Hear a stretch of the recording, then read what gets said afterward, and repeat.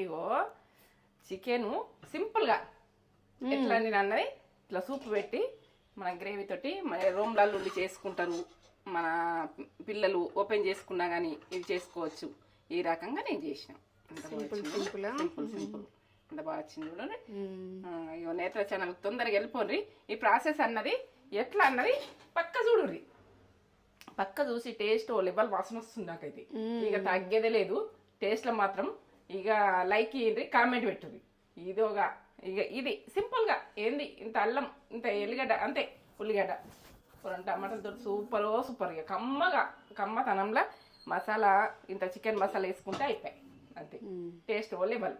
ఇక ఇవి చేసుకొని నాకు లైక్ అయితే కామెంట్ అయితే ఇవ్వండి. నేత్ర ఛానల్కి అర్జెంట్ వెళ్ళిపోండి.